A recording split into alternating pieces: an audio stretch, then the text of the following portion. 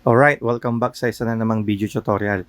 Na-encounter nyo ba yung ganitong error message kapag binubuksan nyo ang inyong GCash application? So, subukan natin buksan ng GCash app.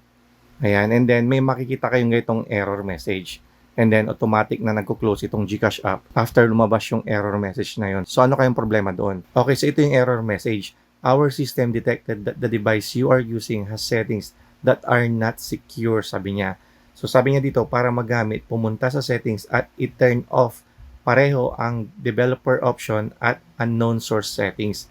So dito sa cellphone na gamit ko, nadidetect niya na naka-enable or naka-on yung developer option. So, yun yung nagiging sanhi kung bakit hindi mag-open itong ating GCash application kasi parang nadidetect niya na hindi safe itong ating device kasi nga naka-enable or naka-on yung developer option. So, napakasimple lang gawan ng solusyon to. I-turn off muna natin or i-disable muna natin yung developer option kapag ka bubuksan natin itong GCash. So, paano nga ba ito turn off yung developer option? So, pumunta lang tayo dito sa settings ng ating cellphone.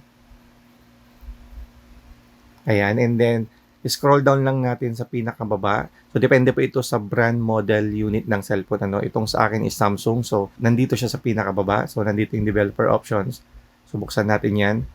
And then, ayan, so ito-turn off lang natin to. Sa ngayon, naka-turn on ito kasi may ginawa ako nung mga nakaraan. So, naka-turn on ito. So, ito yung nagiging dahilan kung bakit hindi magbukas yung GCash app kasi nga nadidetect niya na hindi secure yung ating device.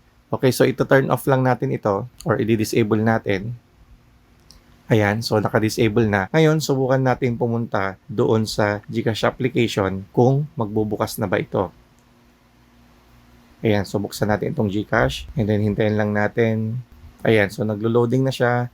Tingnan natin kung lalabas pa rin yung error. Ayan, so hindi na po lumalabas yung error message na yon. Okay? So pwede na natin buksan dito yung ating GCash account. Ngayon, kung hindi naman developer option yung lumalabas doon sa error message ng GCash nyo, meron tayong mga ginawang video tutorial kung paano mabubuksan yung ating GCash account. So, panoorin nyo na lang yung ating video. Ilalagay ko na lang yung link ng video dito sa description ng video na ito. So, sana nakatulong ang video na ito. Huwag nyo kakalimutang mag-like, subscribe, and share ang video na to para makatulong tayo sa iba. Kita-kits tayo sa susunod na video. Bye!